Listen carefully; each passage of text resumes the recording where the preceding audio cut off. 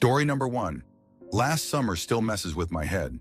People usually talk about vacations or late-night drives, but for me, it's what happened in school one night that I can't shake off. I don't even know why I'm writing this, because whenever I think about it, I still get goosebumps. It started with something stupid. My friends and I decided to play with an Ouija board, but instead of someone's basement or bedroom, we thought it'd be funny to sneak into our school. It was late, around midnight. We managed to get in by hopping the sidewall, and everything about that place felt wrong the second I stepped inside. The school, usually alive even at night with security guards chatting or stray dogs barking, was dead silent. Too silent. I remember walking into the building and feeling this sudden gust of cold air brush past me. Everyone laughed it off, saying I was just overthinking, but my gut twisted right then. We found an empty classroom and shut off the lights.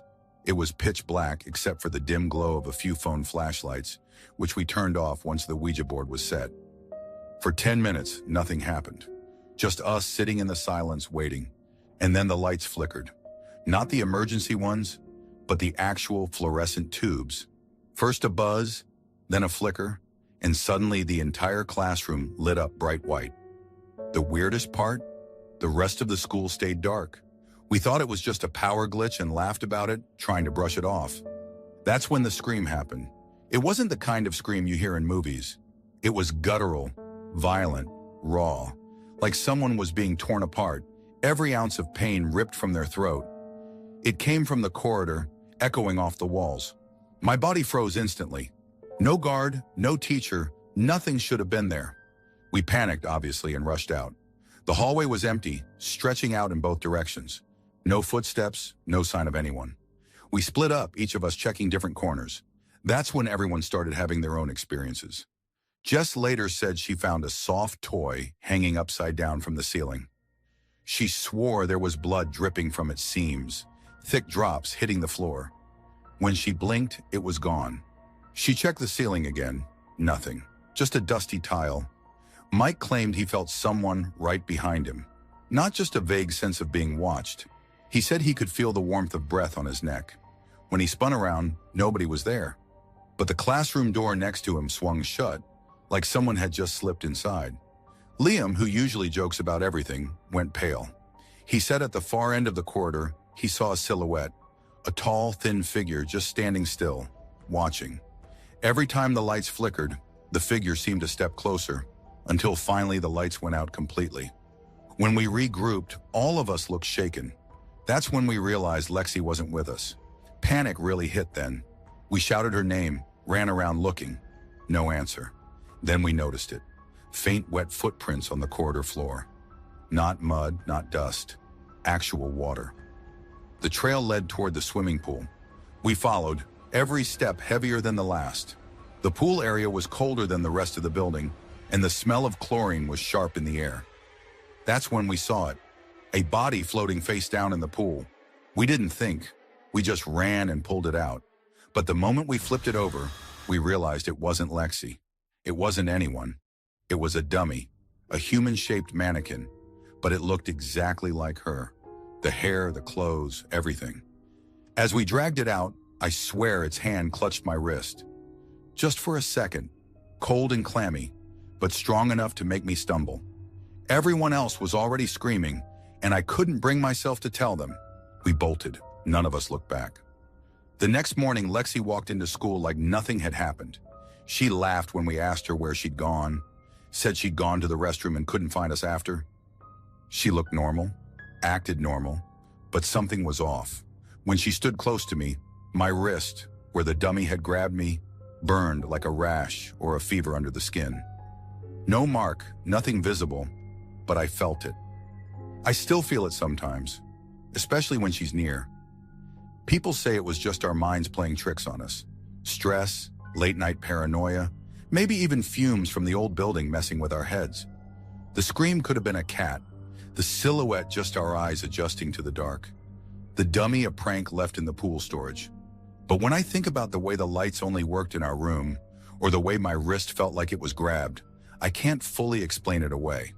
And sometimes, when I see Lexi smile, I get this unsettling thought that maybe the girl we pulled out of the pool wasn't the dummy at all. Maybe the real Lexi never came back. and that's what keeps me up at night. Story number 2. I've debated sharing this for years because even now, I don't fully understand what happened. It's one of those memories that feels too vivid to be just imagination. But at the same time, I can't rule out the possibility that my mind twisted things in the moment. Still, the scar on my neck tells me something did happen, something I can't laugh off. It started with my mom insisting I go to this kid's birthday party. His name was Arjun, and he lived 3 houses down. He wasn't exactly the type of kid people liked. Always alone, pale, and he carried this strange energy around him.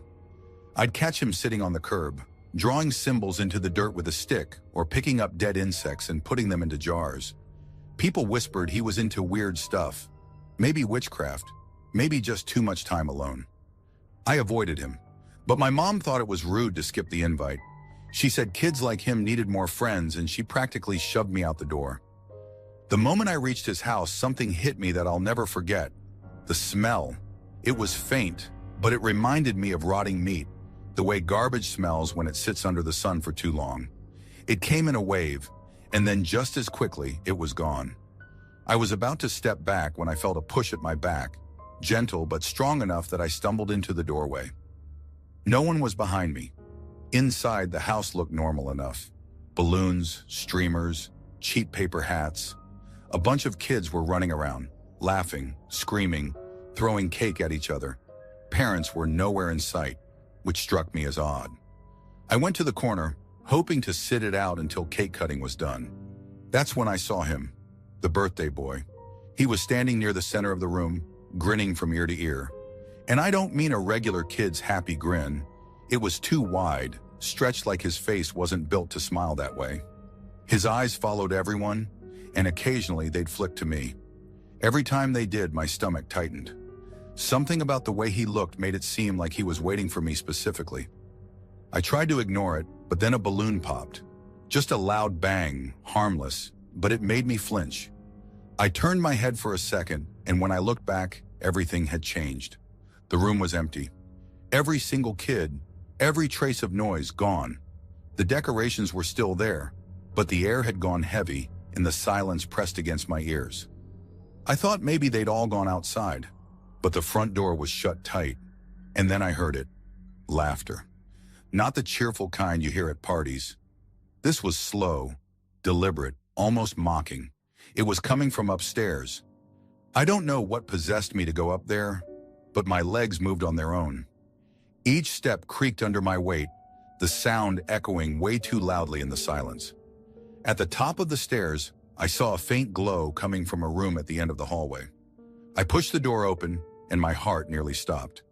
There he was, Arjun, sitting cross-legged on the floor, a wooden board laid out in front of him.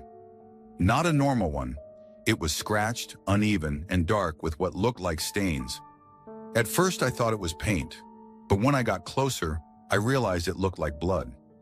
The letters carved into it weren't the usual neat ones you'd see on a store-bought Ouija board. They were jagged, uneven, almost angry.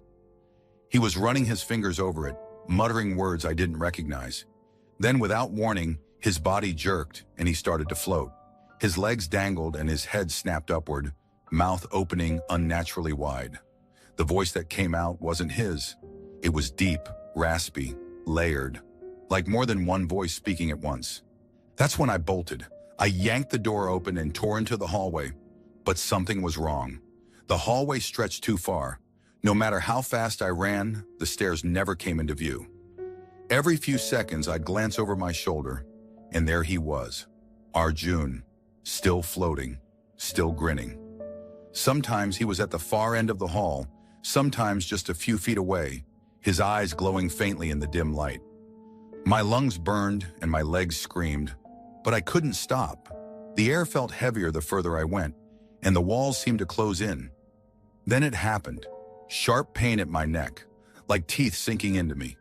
I screamed and slapped at it, but nothing was there except a burning ache. My vision blurred, and for a second, I thought I'd collapse right there in that endless hallway. Then, like flipping a switch, everything snapped back. I was standing at the bottom of the stairs, my chest heaving. The sound of laughter and chatter filled the room again. Kids were running around, smearing cake on each other's faces. Parents had suddenly reappeared, chatting casually. And there he was, in the middle of it all, perfectly normal. Arjun stood at the table, knife in hand, cutting his birthday cake like nothing had happened. No one seemed to notice me standing there, pale and shaking. I didn't wait. I ran out the front door and didn't stop until I was home. That night I couldn't sleep. My neck throbbed, and when I looked in the mirror, I saw it. A bite mark. Not huge, but clear enough. 2 crescent rows of teeth indented into my skin. It wasn't human-sized either. Too small, too sharp. The next week, his family moved out. No explanation, no goodbyes. The house stayed empty for months, and eventually someone else bought it. But even now, whenever I pass by, I feel that same faint wave of rot in the air, like something lingering. I still have the scar. People brush it off, say, maybe I got bitten by a stray dog or some insect. But I know what I felt, what I saw. I just wish I knew what really happened in that house. Story number 3. This happened when I was 16, and even now at 28, I still remember every detail like it happened yesterday. I don't think about it much, because when I do, strange things seem to start again. But some things just cling to you, no matter how much time passes. My grandma had this old wooden board she kept locked away in a box in the attic. My mom knew about it, but never allowed me anywhere near it. I wasn't even supposed to know it existed. But when you're a curious teenager with too much free time, boundaries are made to be broken. One night when I was alone, I brought the box down. It was about 1 a.m., and for some reason I decided to play with it in the unfinished basement. That was my first mistake. The basement was always the creepiest part of the house. Concrete floor, wooden beams, no proper lighting except for one bulb that flickered more than it worked. The air always smelled damp, like soil and mildew. I spread the board out on the floor, sat cross-legged with my phone flashlight nearby, and waited. At first, nothing happened. I whispered questions into the silence, feeling ridiculous. The only sound was the steady chirping of insects outside. I almost gave up, but then the quiet was shattered by this violent pounding at the basement door. It wasn't light knocking. It was like someone was throwing their entire weight against it, like the wood was about to split. My heart jumped into my throat. I froze, staring at the door, too terrified to move. And then, just as suddenly as it started, it stopped. The silence that followed was worse. I realized I'd been holding my breath, and when I let it out, the air in the basement felt even heavier. That's when I heard it. 3 rhythmic taps coming from the far corner of the floor.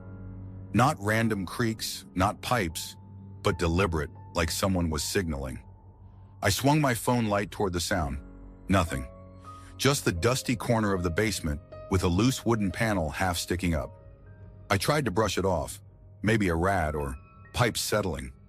But my body knew better. Every hair on my arms was standing. Still, I forced myself to keep going with the board. My hands shook as I placed them back. Slowly, letters started to form, but the words were jumbled. I couldn't make sense of them, but my chest felt tight, like I wasn't supposed to. Then, clear as day, I felt someone right behind me. Not just the vague sense of being watched, but the prickling heat of a presence standing close, slightly to the side, watching me lean over the board. I spun around, phone light cutting through the dark. Nothing. Empty. But the tapping started again. Faster, louder, more urgent. 3 knocks, then 3 more, like something was directly beneath that panel. I don't know where the courage came from, but I got up and walked to the corner. The wooden plank wasn't nailed down. It was already half loose, like it had been pried up before. My fingers hesitated, but then I pulled it open. Underneath was just a shallow crawl space, maybe a foot deep, all dirt. My phone beam shook as I leaned closer. For a split second, I swear I saw the faint outline of someone small, like a child curled in the dirt. But when I blinked, there was nothing, just soil and shadows. I should have shut it immediately, but I couldn't look away. My eyes scanned the dirt, and that's when I saw it. A child's shoe, half buried. Not new, not even old in the way clothes in the attic are old. This was ancient, cracked leather and worn fabric, the kind of shoe no one had worn for decades. I dropped the plank back into place so fast it almost caught my fingers. My whole body felt wrong, like my blood had gone cold. I didn't even put the board back in the box. I just ran upstairs, slammed the door, and sat in my room until morning, trying to convince myself I'd imagined it. But the thing is, it didn't end that night. Afterwards, little things started happening. Sometimes I'd wake up and my feet would be freezing cold, even though I slept with socks. It wasn't the kind of cold from air conditioning either. It was wet cold, like I'd been standing barefoot in icy water. Other times, late at night, I'd hear those 3 taps again, always from the basement, always in that same deliberate rhythm. No one else seemed to notice. I asked my mom once if she ever heard knocking from below, and she just shrugged it off, said the pipes made noises sometimes. But pipes don't knock in threes with perfect rhythm. The strangest part is, I went back down there once in daylight, months later, to prove to myself it was nothing. I pried up the same wooden panel, dug a little into the dirt. Nothing. No shoe, no sign of anything buried, just soil and damp earth. That should have been comforting, but it wasn't. It was worse, because if the shoe wasn't really there, then what exactly did I see that night? And if it was there, where did it go? Even now, years later, I live in a different house. But sometimes when the night is very still, I swear I hear those same 3 taps. Always soft, always spaced just the same way. It's not loud enough for anyone else to notice, but I do. I tell myself it could be anything. My imagination, old plumbing, the settling of wood, the brain making patterns where there aren't any. But when I wake up in the middle of the night with my feet numb and wet against the sheets, like I've stepped out of a cold basement, I can't convince myself anymore. Some nights I still think about that shoe, half buried, waiting under the floorboards. I never found out whose it was. Maybe I was never meant to, and I don't know if it's better that way or worse. Story number 4. I've been working the night shift at the local library for almost 2 years now. It's usually the easiest job in the world. A few stragglers here and there until closing, then hours of silence while I reshelve books and monitor the cameras. I actually liked the peace at first. The library at night feels like its own world. Empty aisles, the faint hum of the old heating system, the occasional creak of wood as the building settles. You get used to the sounds. You stop noticing them after a while. It all started about a month ago. A group of college kids showed up late in the evening, asking if they could stay and study.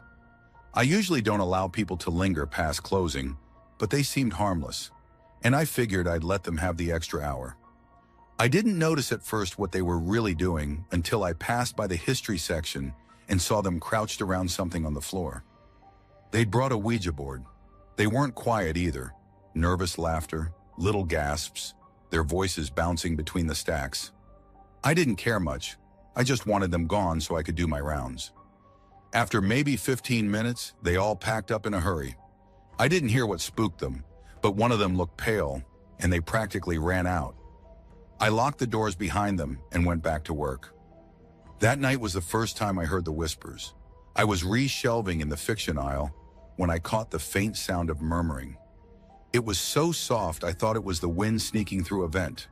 The more I listened, though, the more it sounded like actual words, like people talking just out of earshot. The strange part was that it wasn't coming from one place. It seemed to shift, like one moment it was behind the next shelf, then across the aisle, then right at the end of the row. I checked, of course.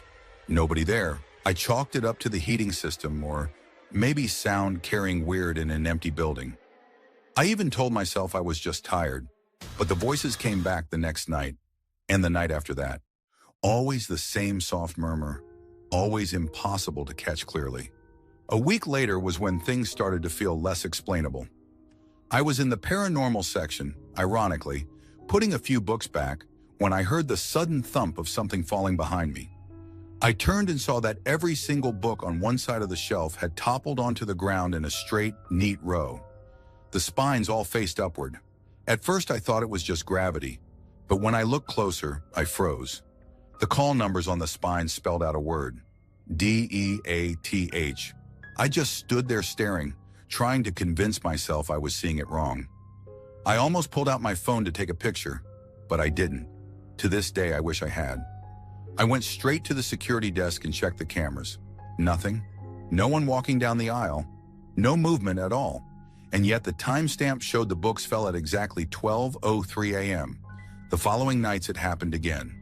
Always just after midnight, always the same shelf, always in the same straight line. The only difference was that the books didn't spell anything after that first time, but the timing and precision were unnerving. I tried restacking them carefully, thinking maybe the shelf was warped, but the fall was too deliberate. Books don't just land face up like that. After that, the whispers grew louder, not clear enough to understand, but closer. One night I was shelving near the reference section when I felt what I can only describe as breath on the back of my neck, followed by a hiss I couldn't make out. I spun around with my flashlight, but the aisle was empty.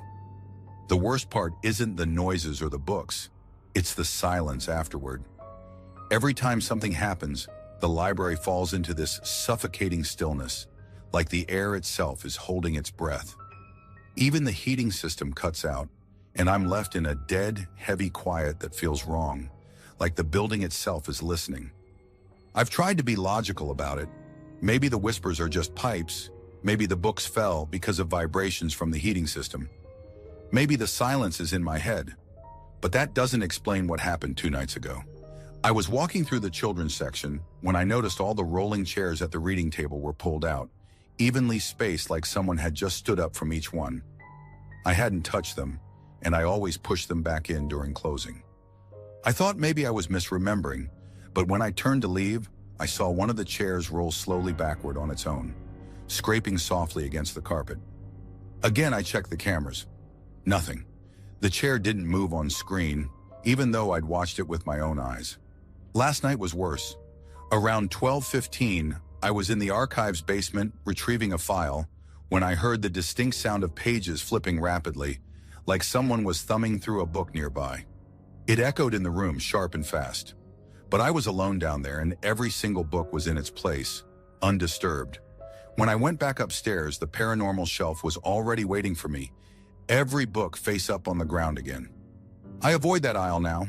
I do the bare minimum, keep the lights brighter than I need to, and never step into the stacks after midnight if I can help it. But the library feels different since that study group left. Like something settled in that night and never went away. I haven't told anyone. It feels ridiculous to admit that I'm scared of a building I've worked in for years. I tell myself I'm overworked, that I'm letting the Ouija thing get into my head, that there's an explanation I'm missing. And maybe that's true.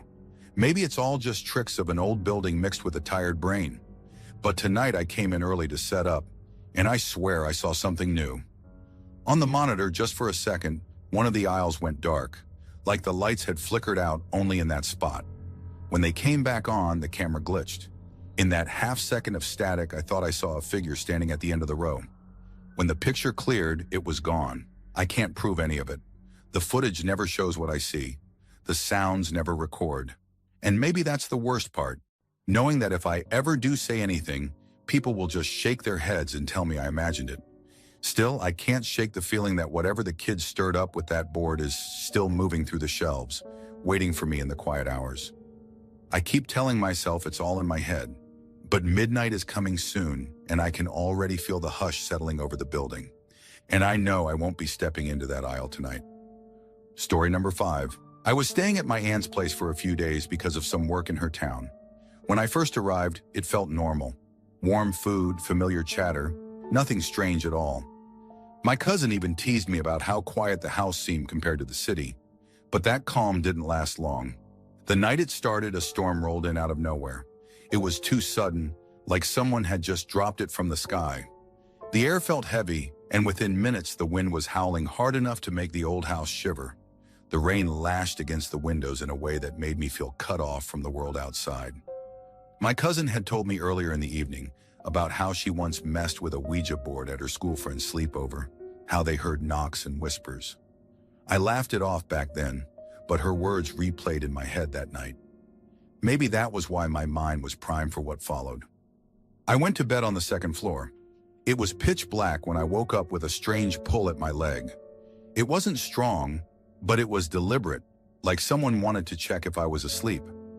At first, I thought it was just a dream, but when I opened my eyes, I could sense movement in the room. My eyes adjusted slowly, and when I glanced toward the window, I froze. There was a girl standing outside. The storm should have been whipping her hair, her clothes, something, but she was just still. Her eyes looked hollow, like there was nothing behind them, and before I could process what I was looking at, she was gone. Just like that. I tried convincing myself I'd imagined it. Sleep deprivation, shadows, or maybe the storm was messing with my head. But the next night it happened again. Same pull on my leg, same presence, and when I turned to the window, she was there. The problem was that the room I was sleeping in was on the second floor, and there was no balcony outside that window, just a straight drop. By the third night, I wasn't sleeping well. I left the lamp on, but it didn't help. The pull came again, more insistent this time. And when I turned, the girl wasn't just staring, she was clawing at the window. The sound went straight into my skull, sharp and grating, like nails on metal instead of glass. It was unbearable. I pressed my hands over my ears, but the noise seemed to crawl inside anyway.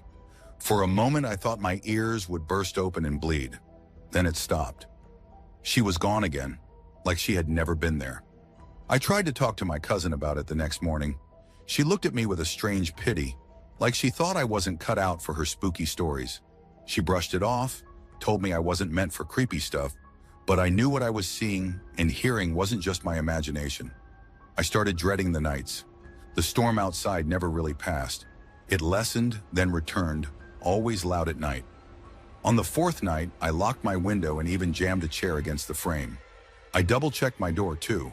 I wanted to feel some control, but control doesn't mean much when things don't make sense. Like clockwork, I felt the tug at my leg. My stomach dropped.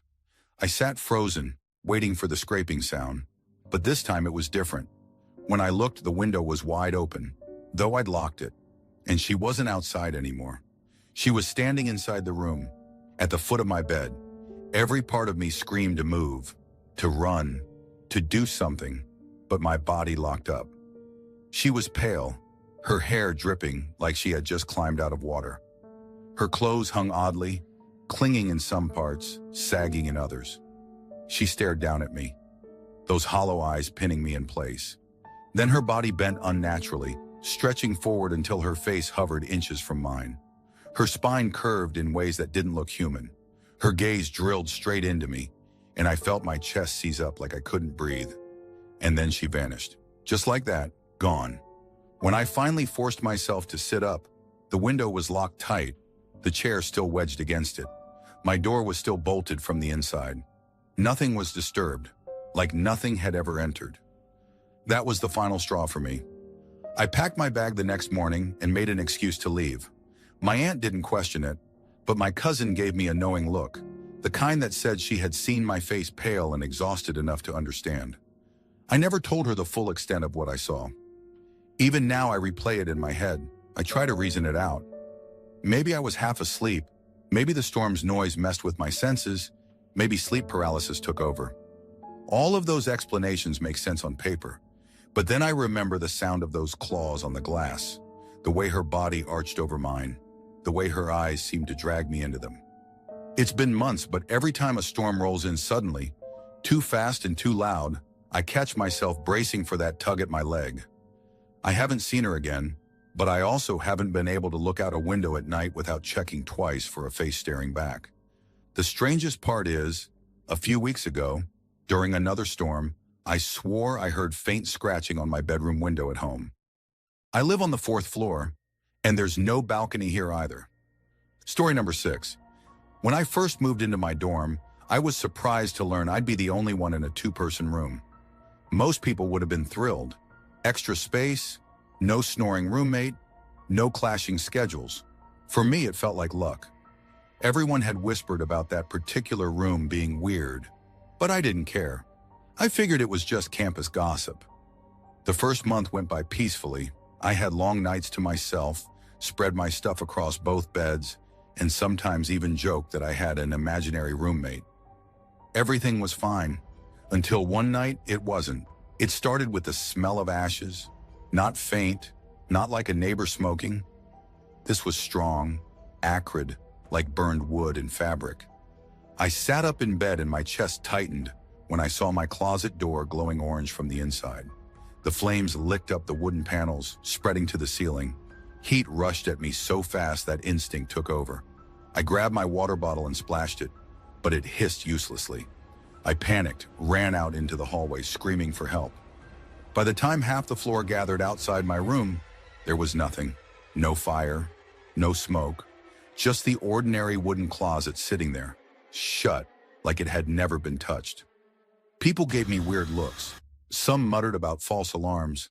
I stammered out an apology, my face burning hotter than the flames I swore I had seen. The next day, I tried to convince myself it was a dream. Stress, maybe. But the smell had been too real. The heat had burned the hairs on my arm. I kept telling myself I was overreacting. A week later, I was showering when I noticed the mirror fogging up in an odd way. The steam didn't spread evenly. It collected in streaks, almost like fingers dragging downward. I shook it off as coincidence until I heard a faint buzzing sound above me. At first, I thought it was the vent, but when I looked up, my stomach dropped. A wire was dangling from the ceiling right above the wet floor, its copper tip exposed. The sound was sharp, an angry insect trapped in metal. I staggered back, my foot nearly slipping on the tiles. Heart racing, I yanked the towel and bolted out before the whole thing could zap me. I called maintenance immediately. The electrician checked everything, rolling his eyes like I was wasting his time. There was nothing loose, no exposed wire, no buzzing. He even ran the shower for a while to prove the point. Everything was normal, but I knew what I saw. After that, the dorm room stopped feeling like mine. My sleep grew restless. The silence inside was heavier than any noise could be. Sometimes I would hear faint scratching from inside the closet, like nails dragging across wood. Other nights, I woke to the sound of someone shifting weight on the second bed. The mattress springs groaning as if someone sat down. One evening while studying, I heard a thud. My closet door swung open on its own, and clothes tumbled out. Not in a gentle fall, but in bursts, like they were being hurled from inside. I froze in my chair, my pen slipping from my hand. I wanted to tell myself it was gravity, maybe a loose hinge. Maybe I'd stuffed the clothes in too tight, but the way they flew didn't look accidental. I forced myself to approach, every step feeling like my body wanted to turn back. I pulled the door wider, heart thumping against my ribs. That's when I saw it. At the very bottom, under a pile of shirts and jeans, was a wooden Ouija board. I swear on my life it wasn't mine. I'd unpacked every single thing the first day I moved in. I never owned anything like that. And yet there it was, sitting casually like it had always belonged. I didn't touch it. I shoved the clothes back over it and slammed the door shut. That night I couldn't sleep. Every creak of the building sounded sharper, closer. At one point I was sure I heard soft tapping from the closet door. Irregular, almost impatient. Days blurred together after that. Little things kept happening. My phone would die in the middle of the night even when it had full charge. The lights flickered at odd hours, though only in my room. I once woke up with soot on my hands like I'd been handling burnt wood. The worst part was the dreams. Or maybe they weren't dreams. I couldn't tell anymore. I'd wake up paralyzed, unable to move, watching the second bed sag as if someone had lain down. Sometimes the air would grow heavy with that same ash smell, pressing against my lungs until I gasped awake. Whenever I tried to tell people, they'd brush it off. Stress, overactive imagination, dorm paranoia. Some even joked that I'd psyched myself out because of the rumors. I wanted to believe them. Then one night, I finally gathered the courage to get rid of the Ouija board. I pulled it out, holding it at arm's length like it was toxic, and walked down to the dumpster outside. The air was sharp and cold, and I remember the way my hands trembled as I tossed it in. I went back to my room relieved, thinking maybe that was the end of it. But the next morning, it was back in the closet. Same spot, same faint dust on the edges. I haven't touched it since. Now every night, I lie awake staring at the closed closet door, half expecting it to open again. I can't bring myself to leave the dorm. Moving mid-semester is complicated and expensive. People keep telling me it's just stress, that I'm overthinking, that maybe someone's playing pranks. And maybe they're right. Maybe the fire was a hallucination, the wire a shadow, the clothes a loose hinge, the board someone else's idea of a joke. But every time I smell ashes in the dark, I know I'm not imagining it. The air grows too thick, too heavy for that. And sometimes when I wake up in the dead of night, I swear I can hear the soft sound of wood sliding against wood, like the planchette moving across the board. Slow, deliberate, spelling something I don't want to read. Story number 7. I don't normally tell people this. I sound insane when I say it out loud. But here goes. When I was 19, I made the mistake of messing around with an Ouija board. I wasn't some horror junkie or someone who believed in spirits. It was more of a joke. A couple of my friends had dared me to bring the board one night. We ended up in a park we often went to, sitting on a worn-out bench under dim yellow streetlights. It was around 1 a.m., cold enough that I could see my breath, but quiet in a way that felt unnatural. We had been drinking a little. Cheap beer, nothing crazy. Enough for a buzz, but not enough to hallucinate. At least that's what I keep telling myself. We set the board on the bench, but it was mostly just laughter and pushing the planchette ourselves, spelling out dumb words. It was one of those nights where you think nothing memorable will happen. Then I felt it, a subtle brush, like someone walking past me too close. Not wind, not a branch, not an insect. A distinct shift of air, as though a person had just slipped behind me. I remember laughing it off and shaking my shoulders like I could shrug it away. My friends didn't even notice. They got up to pee behind the trees and I was left sitting there alone with the board. That's when I saw it. 2 faint dots glowing in the dark. Green, low to the ground at first, like animal eyes reflecting light, except there was no light for them to catch. The dots hovered for a few seconds, then blinked out. I thought maybe I was drunker than I realized. But then minutes went by. My friends didn't return. I shouted once, half joking, but no reply came. Just the rustling of leaves and a kind of pressing silence. The kind where every small sound feels amplified. The dots appeared again, this time farther back between the trees. They shifted slightly like they were circling, following.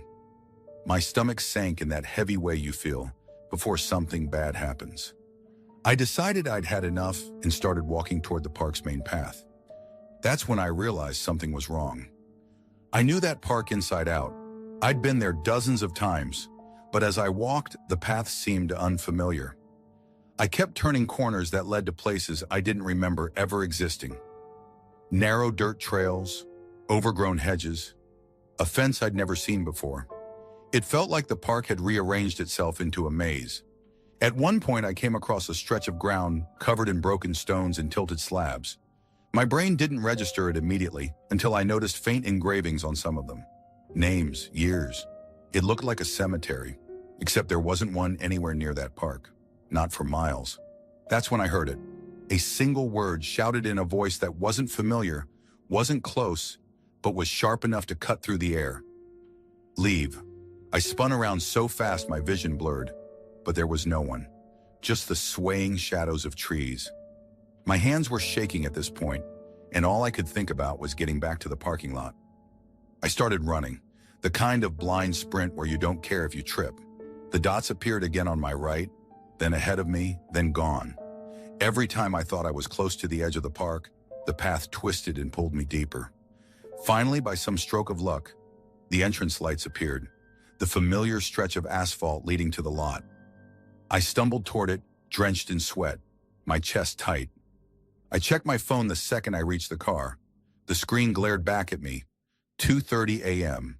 Somehow an hour and a half had passed. I had no memory of it. No texts, no calls, nothing. Just a blank stretch of missing time. The parking lot was empty, but that wasn't the worst part. The sky had started changing.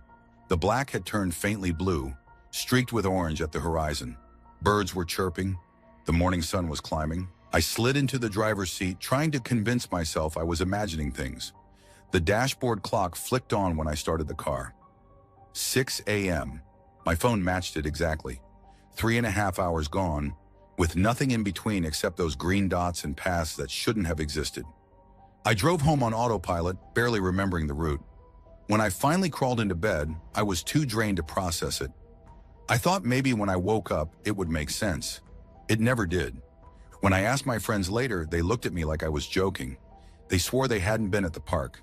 In fact, they said they'd been home all night, gaming online together. They even had screenshots to prove it. According to them, we never made any plan to meet. That's the part that still messes me up.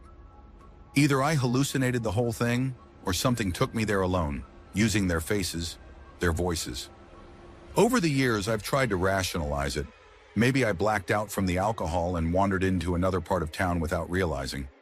Maybe the dots were just animal eyes, the cemetery a trick of the mind, the missing time a result of me passing out on a bench somewhere. But here's the thing I can't explain. A few weeks after that night, I went back to the park during the day, just to prove to myself it was all in my head. The paths were exactly as I remembered them before. Open, simple, no weird detours. But as I walked near the tree line, I noticed something carved faintly into the bark of one of the bigger oaks. 6 letters. My name. I never told anyone about that part. Even now, sometimes when I wake up too early, around 5 or 6 in the morning, I'll catch it out of the corner of my eye.